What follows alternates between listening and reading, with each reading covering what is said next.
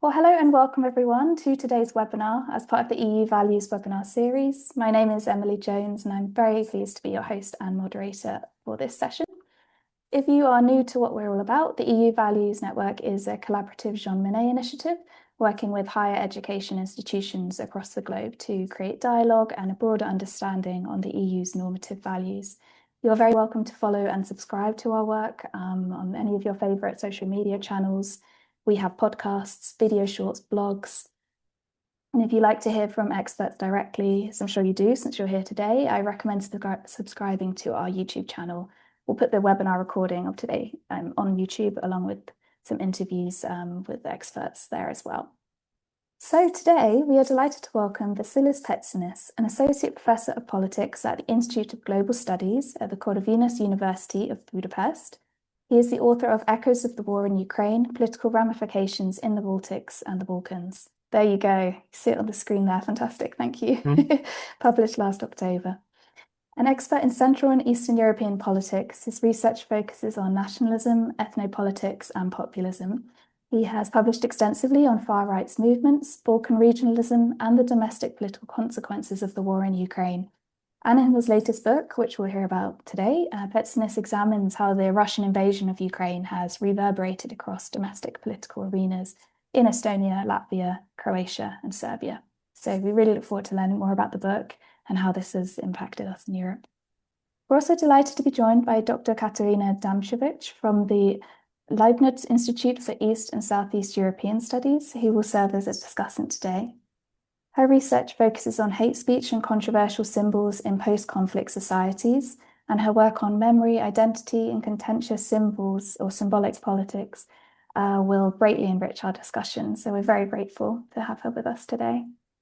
If you're watching live at home or wherever you are, you'll have the opportunity to submit any comments and questions to the experts here today. You'll find a Q&A box at the bottom of your screens. That is open now, so feel free to comment and add questions as we go in the session. And then towards the end of this hour, we will come to those. And well, with that, a very warm thank you on behalf of the EU Values Network. I'm really pleased to hand over to you, Professor Vassilis Petsinis. There you go. Thank you very much. Good afternoon from Budapest. My name is Vassilis Petsinis, and I also would like to thank Emily for the kind presentation. So today I would like to briefly present my third academic monograph on dealing with political repercussions of the war in Ukraine to selected country cases from Northeastern and Southeastern Europe. So starting without any great delay, I would like to start with sharing the the slides that I have presented for today. So this is a book that, as an academic monograph that, as Emily mentioned, was published with Palgrave Macmillan last October. And again, this is for those of you interested in accessing it in the market. This is the book cover. And so the general objectives of this monograph are to the general objectives of this monograph is, first of all, to elaborate on the diverse repercussions that groundbreaking developments in global politics can exert on other societies and their domestic politics through a cross-regional lens. Then, in particular, this external impact in this monograph is examined through the spectrum of idiosyncratic and fluctuating intersections among nationalist, nativist, Eurosceptic, and other trends. For example, in the case of Serbia, the impact, the political utilization of Occidentalist trends. And also, this from a broader academic perspective, this monograph aspires to combine and integrate theoretical approaches to identity politics, broadly defined, party politics, and also to a secondary extent, international relations, especially when it comes to securitizing and hyper-securitizing processes. And of course, one of my expectations is through publishing this monograph is to encourage a more systematic collaboration between ethnopoliticians on the one hand and and specialists in party politics with a particular stress on far right or broader right politics. This is a term used in this monograph. We will elaborate further on this, and also during the questions, during the discussion time with Katarina. And here, when it comes to the selection of the country cases, the selection is neither random nor coincidental, because both in southeastern and southeastern Europe, and especially the country cases nominated, we have to do with idiosyncratic intersections among ethno-nationalism as well as other identity and memory politics, regional geopolitics, as well as processes of securitization that can often lead to hyper-securitization. For example, in Croatia, we have to do with identity and memory politics of the Homeland War or Domovinski Rat as institutionally enshrined in the Croatian historiography and politics. In Serbia, imageries of Russia as a historical ally, as well as the salient ramifications of the collective memories from the wars in the 1990s, and of course, in the cases of Estonia and Latvia, processes of restoration and decolonization nationalism from the Soviet era, and the reactivation by geopolitical upheavals within the post-Soviet space, and most emphatically recently the war in Ukraine. And also, it is very important. Of course, all these states and societies have varying degrees of familiarity and relations to Russia, and it is very important here to examine the aspect of malleability in action, meaning how these external ramifications from the war in Ukraine can reshape not only the political perception of Russia, but also domestic political configurations inside these four country cases and different contexts as a whole. So regarding the research methodology, this book builds on the findings of my previous monograph on the cross-regional comparison between the Western Balkans and the Baltic states that was published in 2022. And but with a more case-specific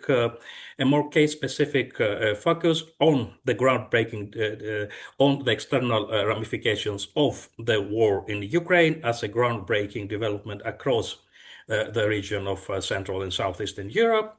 Again, here I have relied on previous research that I conducted as part of through my participation in several individual and also collective projects under the umbrella of Horizon 2020.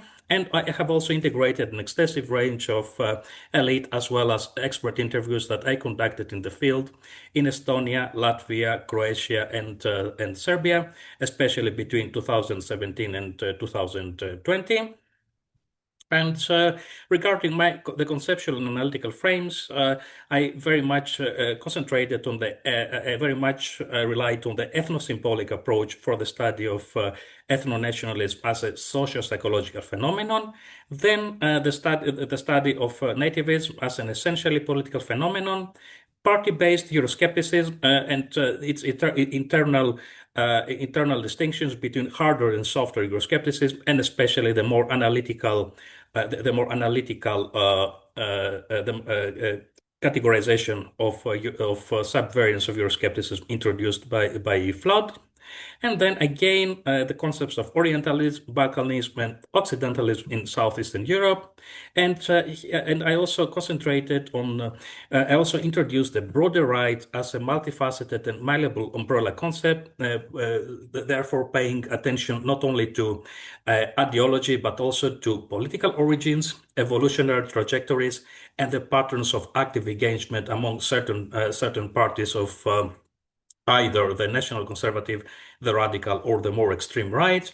And therefore, I sketched out some porous and malleable boundaries among these subcategories instead of seeing and certain communication channels between those subcategories instead of treating them as completely as either a uniform party family or completely separate sub-variants, right-wing side sub-variants. So here I would like to just very quickly to summarize some of the main empirical findings of this monograph. So starting with the case of the first empirical chapter dealing with Estonia and Latvia. This chapter focused on two political parties. One of them is the Conservative People's Party of Estonia, or EKRE, and the other is the National Alliance Party in Latvia, concentrating on their formation processes, patterns of active engagement into politics, as well as their relations to international and supranational entities such as the EU, and also their interaction with other political actors in their two national contexts, as well as their shared commitment to the principles of restoration and decolonization nationalism in Latvia and Estonia, respectively. Here, for those of you not familiar with party politics in Estonia and Latvia, these are the two leading figures in EKRE, Martin Helme, and his father and founder of EKRE, Mart Helme. And here this is the leading leading secretariat of the National Alliance Party in Latvia, including with in the middle, the person in the middle is Raivis Dzintaros, the chief ideologist of the National Alliance.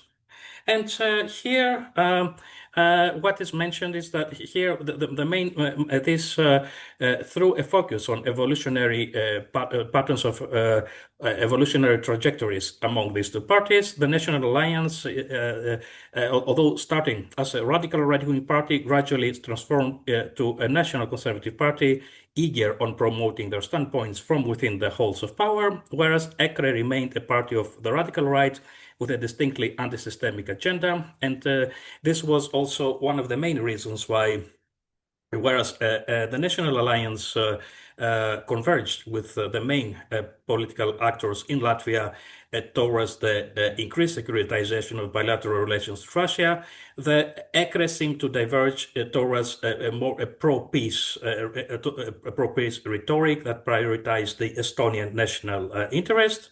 And this was largely because the leadership of EKRE did not want to create the impression that it passively aligned with the harder stance on Russia adopted by the governing coalition in Estonia, whereas on the contrary, the National Alliance took advantage of its participation in the governing coalition in Latvia in order to promote their standpoints and proposals, for example, for removing the removal of several Soviet-era monuments from Latvia, and the reassessment of tougher legal measures regarding the official status of the Latvian language in the educational system and also the public administration. And here you have also some visual material. This is the Victory Monument in Riga shortly before its removal in August 2022. And here, regarding this ambivalent stance of EKRE regarding the war in Ukraine, some graffiti that I saw in Estonia back in 2023 with the leadership of EKRE being portrayed as Vladimir Putin's poodles. And now moving to Southeastern Europe, the first case, the case of Croatia. And this chapter, first of all, introduces the Domovinski Rat as a master symbol of ethno-nationalism in contemporary Croatia.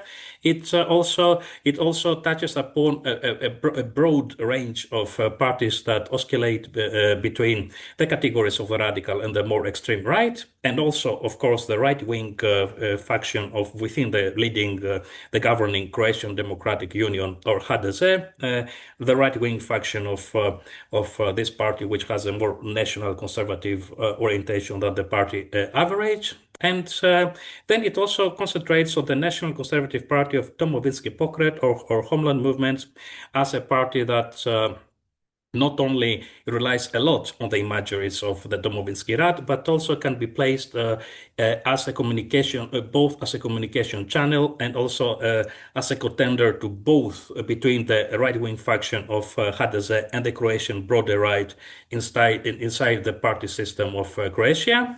And of course, a party that, even though its popularity has been rapidly declining recently, it still remains a government partner to HDZ since the last parliamentary elections in Croatia.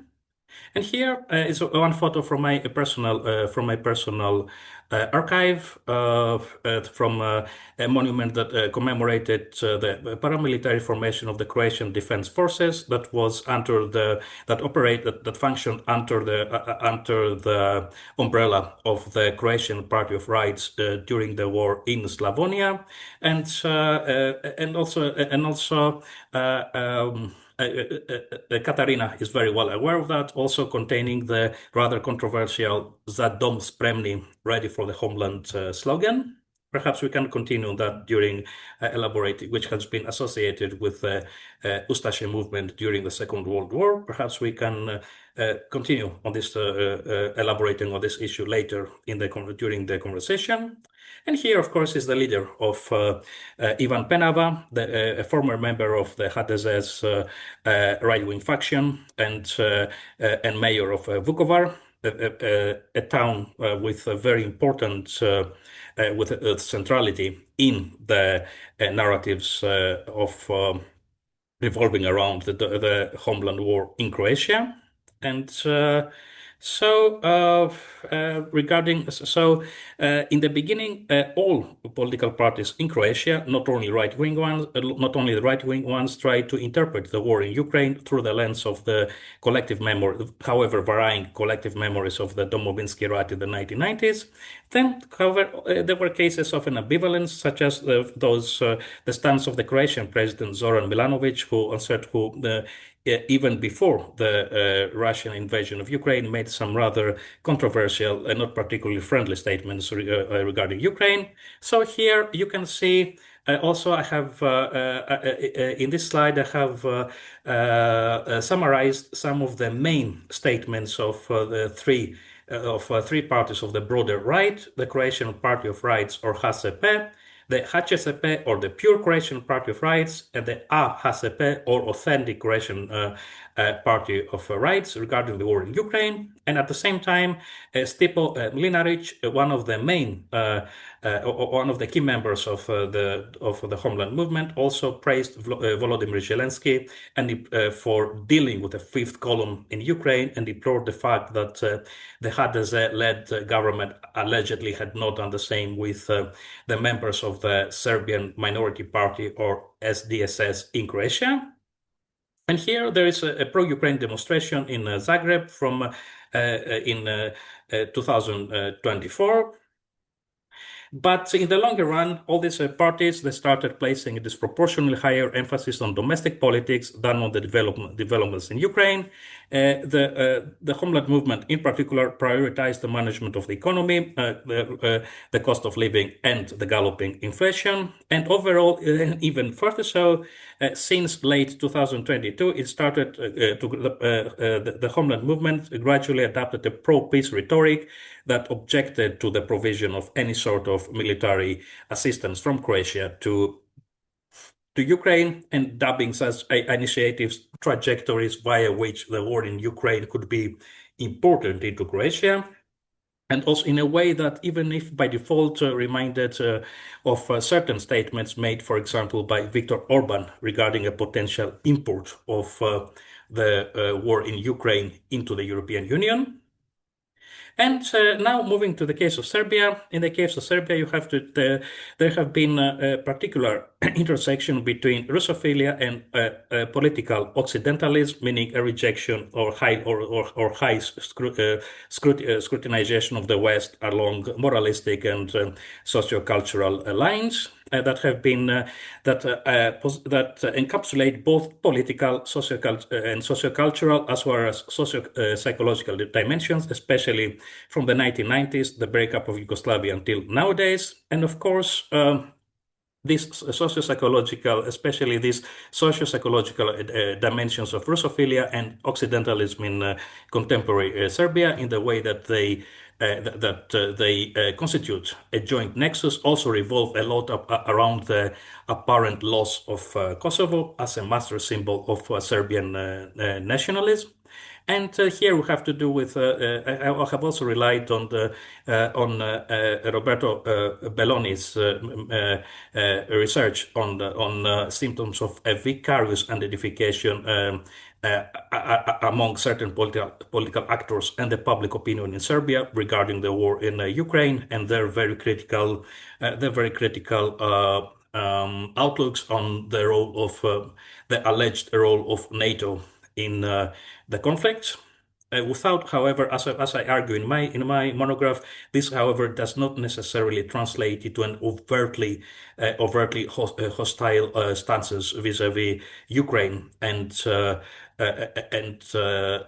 Ukrainian national sovereignty as such.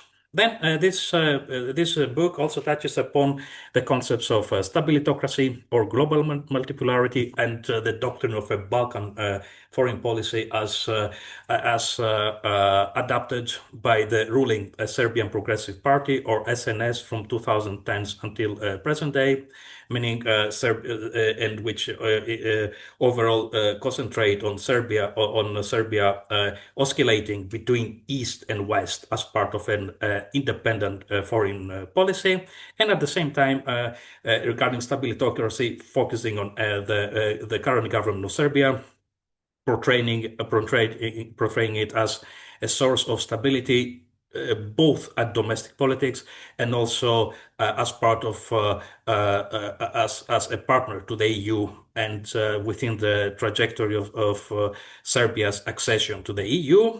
And then again, when it comes to the Serbian broader right, this comprises national conservative, radical right wing, as well as more extreme actors with a stress on either clerical ethno-nationalism, neo-Eurasianism, for example, reenacting certain standpoints by Alexander Dugin in Russia, and even domestic brands of neo-fascism.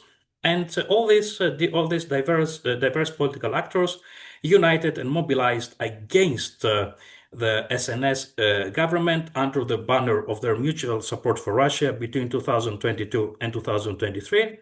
Here I have also some visual material and regarding the clerical aspect of clerical ethno-nationalism and its stress on Svetosavlje, or the cult of Saint Saba, if I can translate it. It is not very easy to translate it in English.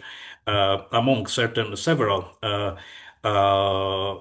political actors from the Serbian broader right. Here you can see the flag of, you can see, for example, the Montenegrin, the Serbian version of a Montenegrin flag. Also, you can see one more flag about the pledge not to give Kosovo away, and of course several members of religious fundamentalist organizations or monks among members of and supporters of right-wing political parties. And the war in Ukraine, on the one hand, starting with elite level politics, it highly complicated the oscillation of SNS between the SNS-led government between East and West, and also, but it kept on portraying the government kept on portraying themselves as a rational bridge between East and West, and also as a source of stability against Euro rejectionist extreme right-wing nationalists. And also, at the same time, the broader right, Serbia's broader right, mobilized in support of Russia through political reference to ethno-nationalism and other identity politics, socio-cultural references to Occidentalism, and also socio-psychological component focusing on alleged moral obligation that Serbia has to Russia as a long-standing historical ally. However, this mobilization started losing in momentum from the mid and late 2023 onwards. First, on the basis of, as it was already sketched out, ideological cleavages and interpersonal antipathies among the leaderships of these political actors, and also the growing significance of public grievances without a prominent ethno-nationalist component, but focusing on instances of mismanagement and corruption, especially the accident at the railway station in Novi Sad on the 1st of November 2024, and its ongoing political ramifications, the string of protests taking place in Serbia, Belgrade, and the other major urban centers since then. Here is one example of the peak point of these public manifestations in the 16th of March 2025. And here, if we can just summarize very quickly some main takeaways of this monograph. First of all, as the Latvian and Estonian cases demonstrate, here is a clear pattern of continuity between regional geopolitics and their impact on domestic politics, to such a way that they even shifted the political mainstream inside these two contexts further to the right. And also in the case of in the Serbian case, you also have to do the war in Ukraine also reactivated patterns of a vicarious identification that temporarily emboldened the fragmented forces of the broader rights against the ruling SNS, but also apart from this intersection between regional geopolitics and domestic politics, political ideology and pragmatic considerations should also be taken into account. This is something that I will get back to later. And then again, when it comes to identity politics and ideological prerogatives, when it comes to all these parties studied in this monograph, one needs to pay attention also to the overarching significance of political origins and evolutionary trajectories of different political actors. As we can see in the case of EKRE, for example, in Estonia, ethno-nationalism and nativism are of key importance as the ideological core of these parties. But then, as we can see in the case of EKRE and its pro-peace and Estonia first engagement during the war in Ukraine, at the establishment prerogatives should also be taken into consideration. Then again, when it comes to national conservative parties, as we can see in the case of National Alliance, they tend to be particularly situationally adaptive. And also in the case of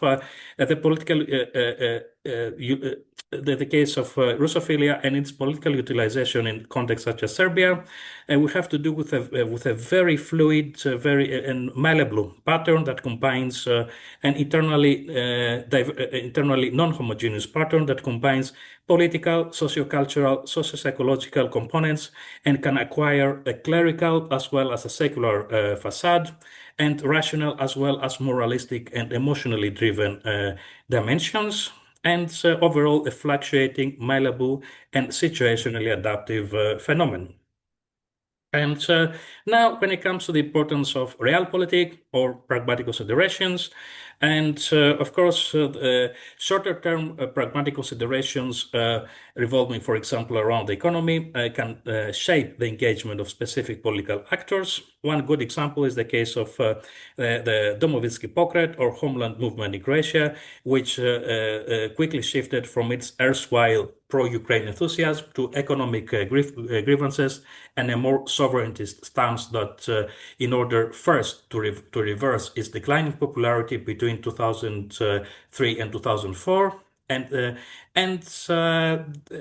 then again, in the case of EKRE, its rhetorical shift to sovereignty and the management of the economy, apart from its ideological stress on sovereignty, also had a more pragmatic component in an attempt to still convince their their target groups that the party remains a reliable anti-establishment force in Estonian politics and doesn't simply replicate the politics applied by the governing coalition.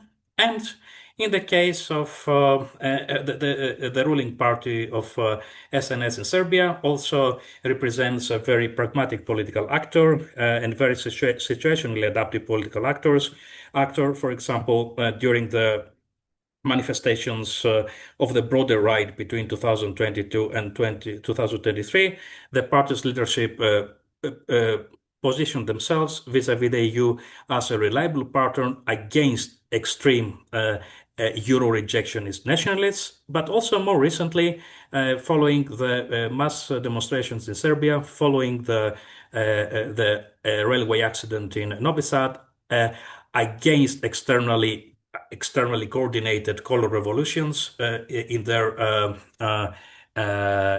interaction with the Vladimir Putin and the government in Russia. And overall, in this monograph, the European broader right comes across as a multifaceted umbrella concept, which is porous and malleable instead of having fixed internal boundaries. And as part of this malleability, several political actors can either radicalize or de-radicalize, depending on the impact of domestic as well as foreign politics.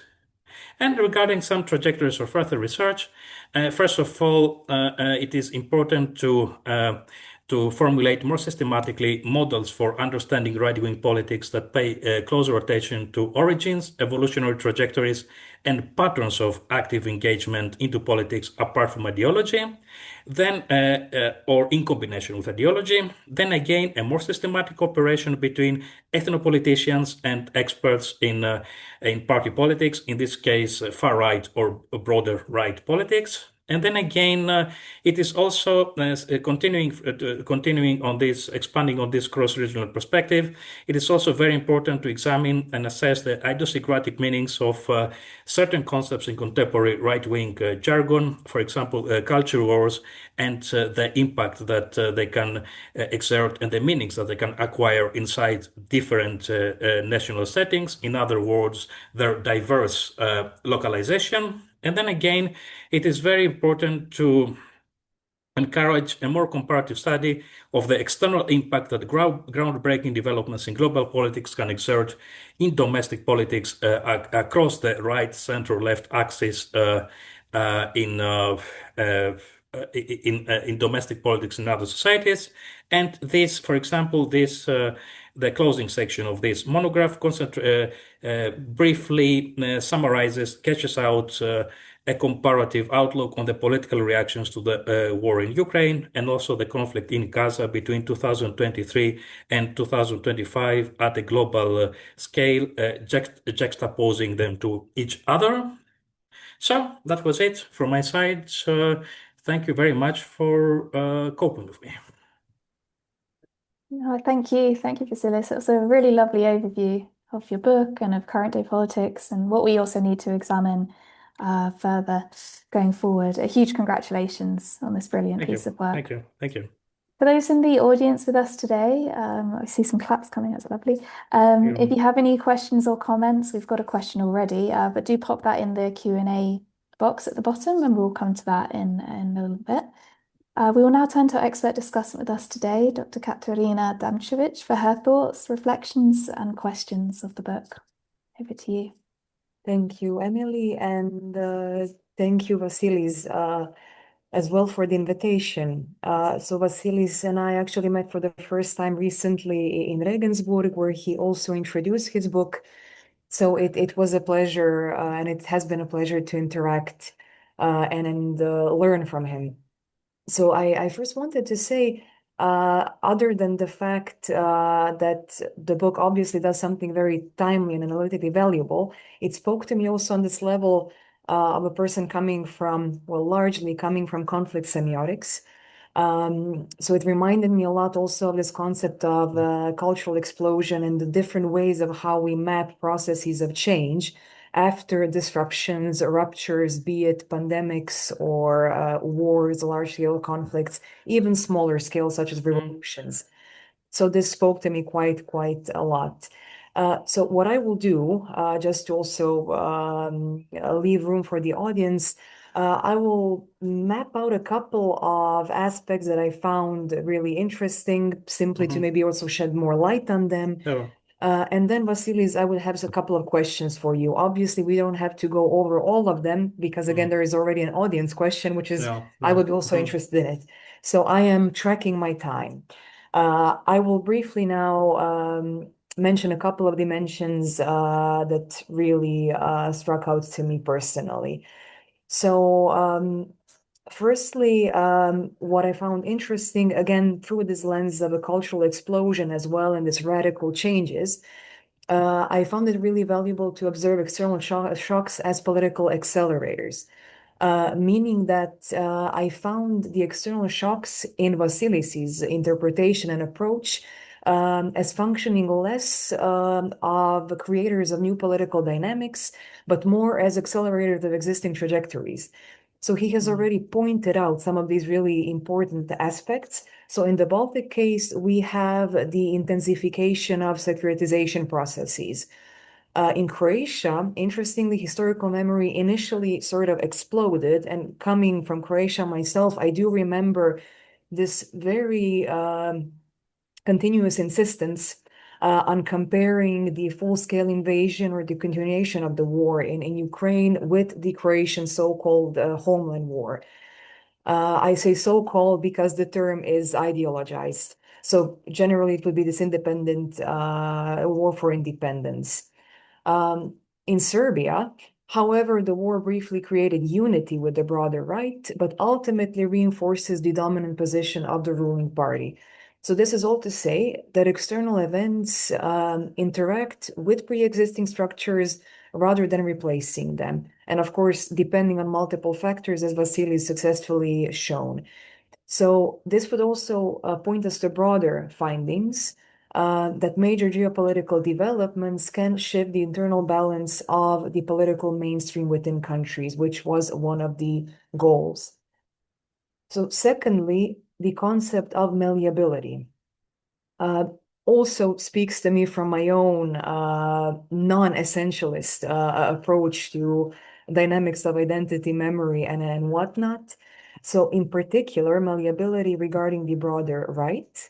So the book treats the broader right not as a fixed ideological bloc, but as porous, as constantly in some way evolving, and evolving the political space in which actors either radicalize, moderate, reposition themselves, or of course strategically adapt depending on incentives and opportunity structures, which I think was very prominent already in Vassilis's presentation.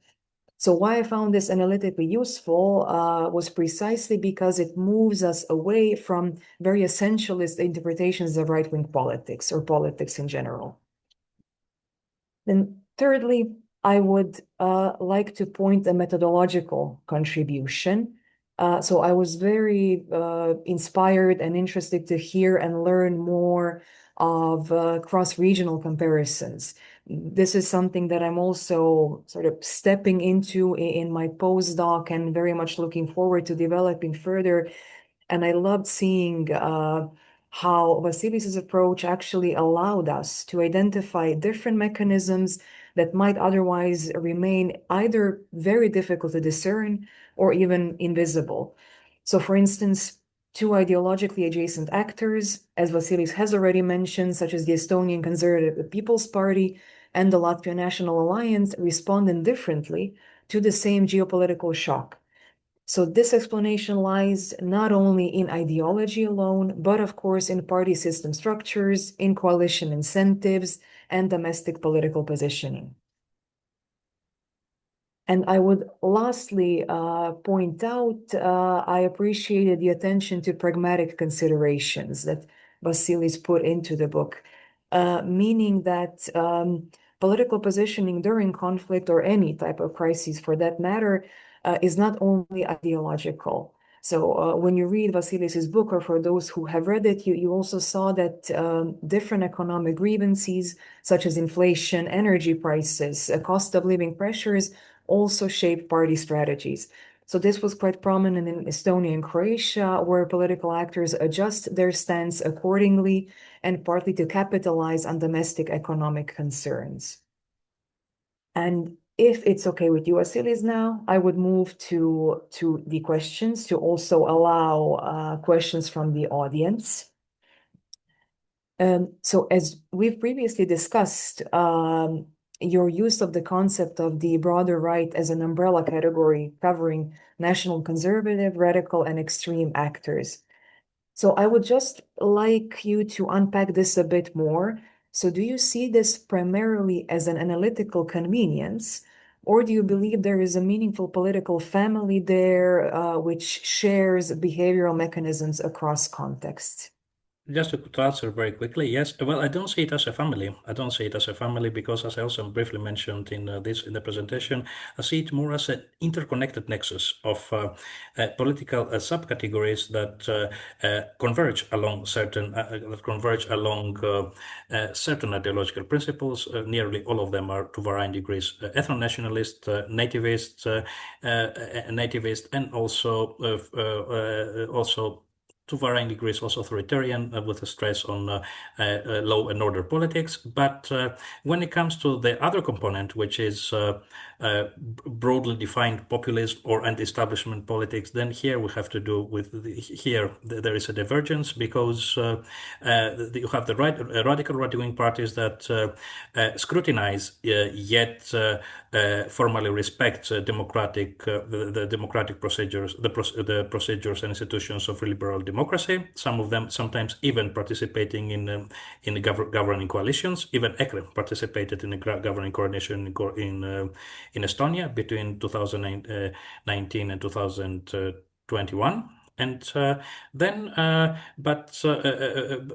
again, you have the parties of the extreme right, where they don't just scrutinize, but they openly contest and try to substitute the parliamentary and other democratic the other institutions of representative institutions of liberal democracy with anti-democratic engagement, not only in ideology but also in the practice. And then you have the case of national conservative parties that generally they're not too, they would much rather stress they would first they don't scrutinize that much the establishment, and so they concentrate on the stress the ethno-nationalist and nativist components of their ideological agendas, whereas putting a lesser stress on the anti-establishment dynamics, in an attempt not to meaning the people versus the establishment, in order usually not to fragment the main body of the nation or the native target groups. Thank you, Vassilis. I would also ask you about this external shock generalizability. We didn't have the chance to talk about this back in Regensburg, and I know we just touched upon that. So basically, it's of course very difficult, to measure, if even possible, but I would like to hear your thoughts. So to what extent would you say that the Ukraine war is unique as an external shock, or more specifically, so with other crises, and sadly we do have many, be it migration waves, pandemics, or financial crises, produce similar patterns of domestic political malleability, or do you see war as qualitatively different? I think the case of Ukraine is qualitatively different because when it comes specifically to the political actors and the national context covered in this monograph, Ukraine is is not too far away from either the Baltic states or southeastern Europe, the countries of the former Yugoslavia. And for example, you had mentioning the migration crisis. It did reactivate the nativist reflexes of most of these political actors and their target groups, but in the society. But in the case of the war in Ukraine, it reactivates so many things at the same time. It reactivates identity and memory politics in Croatia of varying origins, in more long-standing ones in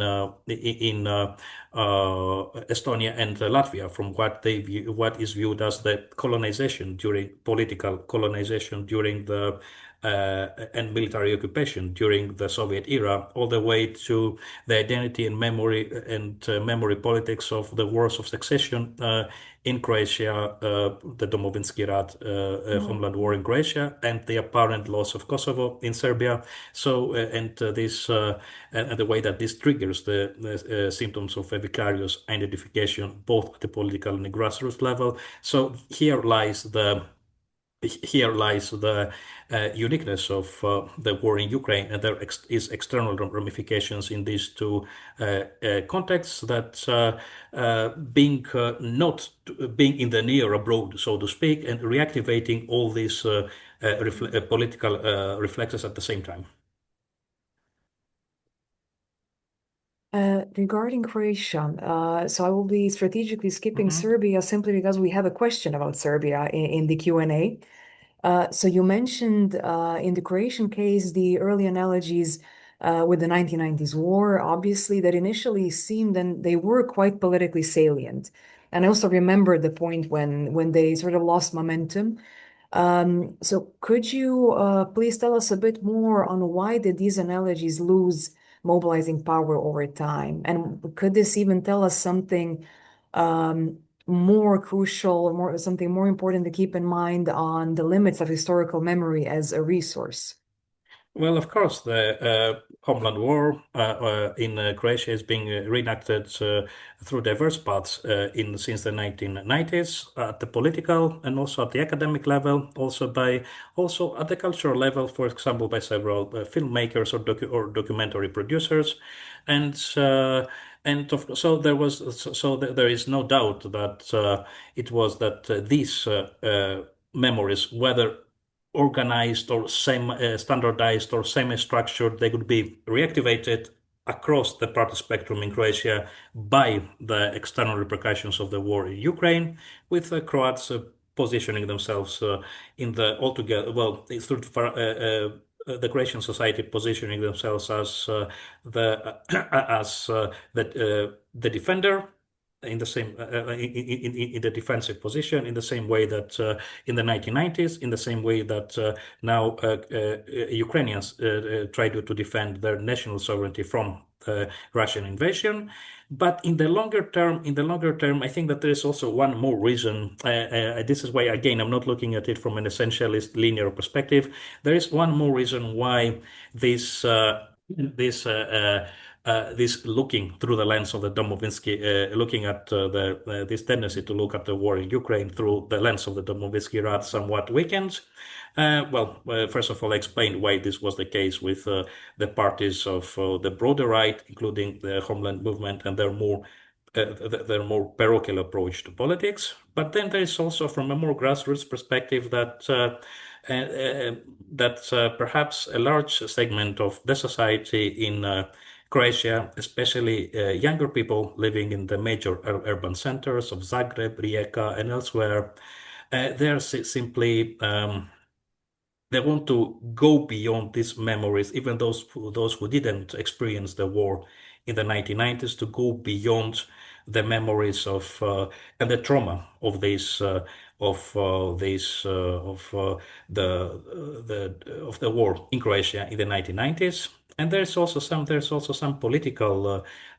This is also politically tested, so to speak. For example, already in 2000. 1921, you had the victory of the Mojimo coalition for the town hall in Zagreb, where the current mayor of Zagreb, Tomislav Tomašević, and on the one hand promoted an agenda that among other aspects also focused on this alleviation of interethnic conflicts in Croatia and across the former Yugoslavia. Okay, this was a secondary aspect of his platform, but there was also a stress on that. By contrast to Miroslav, his opponent his rival from the homeland movement, Miroslav Skoro, and his attempt to reenact these traumatic memories from the war in the 1990s. So I think that is also, long story short, this also has to do with this growing trend within the tendency within the Croatian society to leave the trauma of the war in the 1990s behind. Thank you. And Emily and Vassilis, since I understand that we need to finish at 4 p.m., I would then strategically suggest also to give the floor to the audience, since I see we have 2 questions, and I wouldn't want to neglect that part. What do you say? Yes, let's move to the audience. Yes, absolutely. I will read the questions aloud just for the sake of the YouTube recording, but if you prefer, they're also in the Q&A box. Yeah, I can see. Yeah. Great.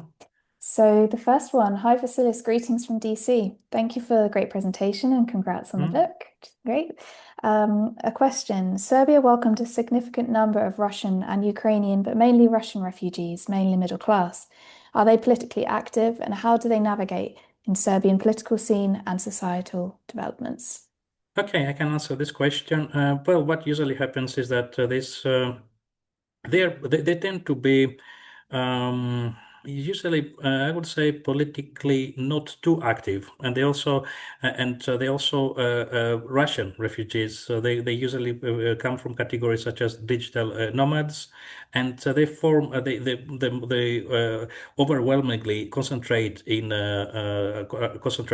Belgrade. A few of them in Novi Sad. Happen to know some people among them, but what happens is that usually they're not politically too active, as quite a few of them tend to see Serbia as an intermediate stage before moving to somewhere else. And but some of them who are politically active, they have organized some public happenings in cooperation with local Serbian liberal and left-wing Serbian NGOs and certain political actors, and also some representatives of the Ukrainian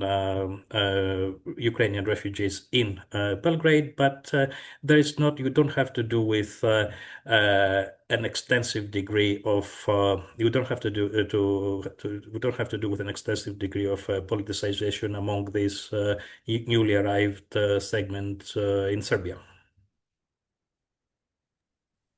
Great, thank you. And the other question we have, congratulations on the book and the presentation. The European far right is quite divided on the Russia issue. Did you identify any patterns of cooperation or emulation? Among your 4 cases, which actors are cooperating most closely with one another or other EU far-right parties on Russia? Or is there no cooperation or emulation at all? Well, that's a good question. Of course, thinking of the parties of the broader right in Serbia, being it either Dveri or the Serbian Radical Party or the Eurasianist Naši or the neo-fascist Srpska Akcija, Serbian Action. I know that they cooperate quite extensively with like-minded groupings in Russia. Also, Srpska Akcija invited a couple of times to Belgrade some members of the Russian Imperial Legion who are active as a paramilitary unit with the Russian army, assisting the Russian army in Donbass, and they also delivered a couple of even a book presentation authored by a member of the Imperial Legion and his memoirs from the front. But when it comes to Western Europe, to perhaps also some communication channel with far-right organizations in Romania, Greece, extreme right-wing organizations in Romania, in Greece or Bulgaria, but I'm not that much aware of their connections with extreme right-wing groupings in the West, for example. And as for the parties covered in National Alliance and ECRE, before the war, actually following the Euromaidan, the annexation of Crimea, and also the early beginnings of the conflict in Donbass in 2015. Both those parties intensified their connections with Svoboda, mostly the party of Svoboda in Ukraine, to a secondary extent also the Pravi sector, the right-wing sector, and they also provided different types of material support to the Ukrainian army and also certain paramilitary units. For example, the Azov battalion from the side of the National Alliance in Latvia, but and also the coordinated joint platforms with other right-wing parties and groupings in Lithuania and Poland, sharing the same apprehension vis-à-vis Russia. But National Alliance continues. They're still engaged. But as for ECRE, following their pro-peace shift, we don't know what is. I don't have any information if they still communicate, if they maintain this communication channel with like-minded political entities in Ukraine. Great, thank you. And well, if there are no other questions from the audience at this time, we will bring this really fantastic session to a close, unless either of you, Vassilis or Katarina, have anything else to add you would like to say. Oh, hang on, sorry, U-turn. Plot twist, we have another question actually. Do we have evidence about Russia's funding to these parties? I think that's a follow-up. That's always okay. Hello, Peter. Also, it's very nice to have all these very good questions by Peter, Adam, and also Ferenc from New York or Washington DC anyway. DC. And DC, yes. And this is a commonplace question always. If does Russia fund? I would say that there's definitely some funding to the Nashi, or ours, the new Eurasianist party in Serbia, who, after all, they're modeled according to the Nashi movement, Eurasianist movement new Eurasianist movement in Russia. So there is some hints that probably they receive some external also financial support from the Eurasian or the new Eurasian or Eurasian movement under the guidance of as an ideological guru of Alexander Dugin, because this is the mostly pro-Russian, clearly pro-Russian among the parties of the extreme right in Serbia at the moment. Now, regarding the other parties, well, the Dveri and the Serbian Radical Party, they also maintain, they visit Russia very often. Also, some members of Dveri, even a couple of members of Dveri even visited Donbass. And and also the Alexander Sheshely, who is the son of Vojislav Šešelj, the leader, the founder of the Serbian Radical Party, was, I think it was last year or 2 years ago, he was decorated with a medal of promoter of world peace by Sergei Lavrov himself. So there are connections, but I don't have any, regarding those specific political actors, I don't have any evidence of more direct financial support from either state or public bodies in Russia. Thank you. And well, thank you on behalf of the EU Values Network. What a fantastic session and conversation to have been a part of. For anybody that would like to rewatch parts of today's session or share it with peers, this will be on YouTube in the coming days. You can head Excellent. to the EU Values website, and well, we put all the future webinars there as well. Excellent. That will be there. Also, thank you very Yeah, much. I would like thank to thank all of you, Katarina, and you, Emily, also Adam, and also our audience and the people who addressed all these questions. And I'm looking forward to the YouTube video. Steve, thank you so much. Thank you all. Okay, thank you very much.